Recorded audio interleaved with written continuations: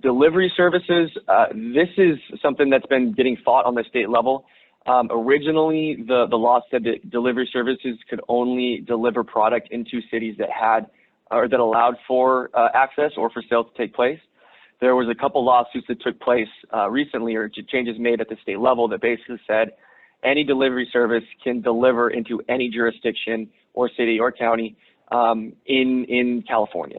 So this expanded the reach of a lot of these different businesses and delivery services so that, for example, Poway or Santee that don't allow cannabis businesses to exist in their city, somewhere from like La Mesa or the city of San Diego can drive and deliver that product into that city.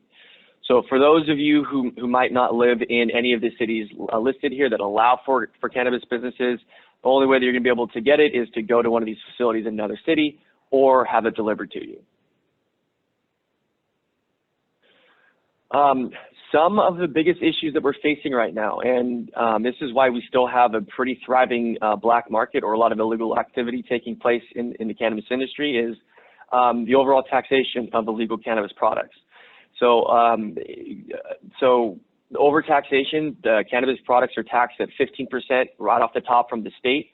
Then when you layer on local sales taxes plus any other specific cannabis business taxes, you're looking at product that is, just because of taxes, anywhere between 30 to 40% more expensive than the products that you would find on the illicit market. So that aspect right there, right off the top, it being so much more expensive than products you'd be able to find in the illicit marketplace, plus the lack of retail access. So as I just stated in the last slide, only 7 of our 18 cities in the county actually allow for cannabis businesses. You're not going to be able to find product in a lot of your local cities. So because of those two things right there, the only place that a lot of people are able to get these products or be able to afford to buy these products are from the black market or the illicit marketplace. And that's for restrictive zoning too, which we also talked about, that is really making it very difficult for this industry to thrive at this point. So, but once again, I do need to highlight that in the illicit marketplace, they do not have the testing standards that are in the legal marketplace. So just please be aware of that. If you are going to be trying to purchase any of these products, you do so from a legal business because of the testing standards that are very, very important and necessary in this industry. Now, what are the issues? We kind of talked about the concerns and everything, but when it comes to why cities aren't allowing this, the main 2 reasons are, now that we're in a legal place, our elected officials are the ones that are really making these decisions, and there's still a lot of stereotype around cannabis use, unfortunately. I have some pictures on here of Reefer Madness, which was a famous movie about the dangers of cannabis that's decades old. It's very interesting if you'd like to watch it and to see, I guess, some of the stereotypes that are coming. We always in the industry point to Reefer Madness and refer to kind of the scare about the repercussions and all that kind of stuff. We refer to that all as Reefer Madness. Not to downplay any testing concerns and everything that we don't quite know about the use of cannabis. I just want to take a step back. It's just we haven't seen all of the I guess apocalyptic naysaying about this has been presented by some folks and in some popular culture in the past. The other part is this, in overcoming those stereotypes, we really need to do a lot of education for folks, and especially our elected officials. Our elected officials are generally a little bit older in a lot of jurisdictions and haven't really had to look at cannabis law and the use of cannabis as from policy-making standpoint. So, you know, they're still kind of going off of what they've known about the industry for a long time, which is that gray market, black market type of activity, which we are quickly transitioning away from. So these are some of the issues that are coming forward, or why we don't have access in every single city. In the legal marketplace, and this is another part of the education, is so many people, I mean, I don't know how many of you here are familiar with like High Times or some of the other, I guess, like counterculture type of popular culture that's out there around cannabis. But, you know, hippies or, you know, the stoner with dread type of look isn't quite where we're at as an industry anymore. There are a whole bunch of different products that, you know, the businesses will say will work for a lot of different ailments or issues. Now, I'm not here to make any medical claims. I am not a doctor by any means. I just work on policy, so I'm just saying a lot of folks will say that these products work for different ailments and things.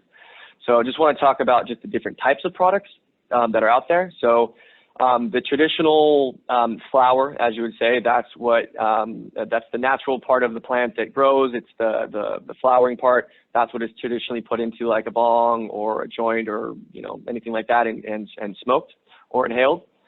That comes from the actual flower, which is more of the raw, dried plant itself. Next part of, consumable product is our extracts. These products take the flower or the other plant of itself and go through a process where they extract the oils out of the plant, and that can also be inhaled, or those products will generally go into other edibles, vape products, and all that kind of stuff. But those are your cannabis extracts. Next are your vape products. So this is for vaping. It takes out the smoke element or the combustion element of the flower or the plant itself. And these come from the extracts. So extracts can do a whole bunch of different things, but primarily when it comes to vape, they are mixed with some other type of solution or something like that to make them turn them into a vapor. Like a water vapor, or some others have vapor that is then inhaled as well.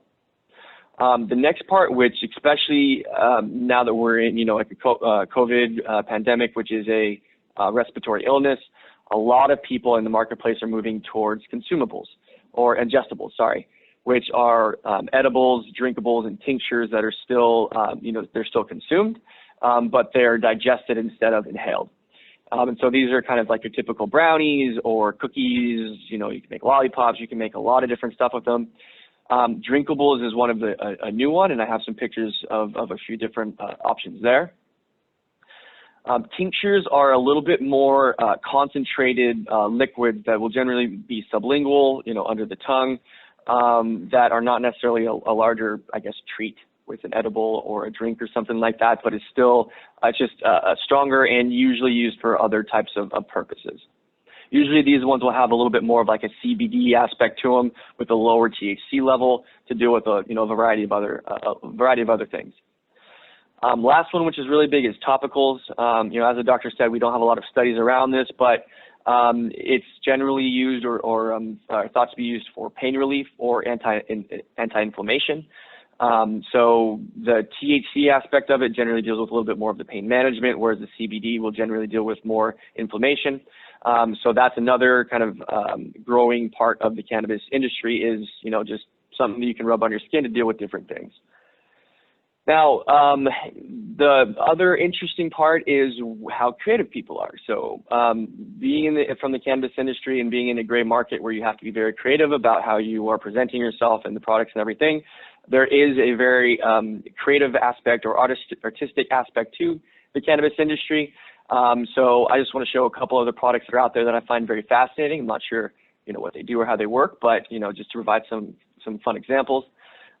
There is CBD or cannabis nail polish, as you can see right here. Now you have CBD pomade. I guess if you want to make your hair look shiny and healthy, that's an interesting aspect. Very curious to see the studies on all of these different products. Hemp seeds, which is CBD toilet paper. Then we have CBD infused pillows. Once again, we'd like to see if that helps with sleep. That could be very interesting. And last one there is CBD infused activewear for sports. Hey, I don't know if, the anti-inflammation potential aspects of CBD can translate into any of these other types of products, but I just thought it was fun to show just, other types of things that people are putting cannabis or cannabis chemicals into. So, yeah, that's all I have for my presentation. Happy to answer any questions.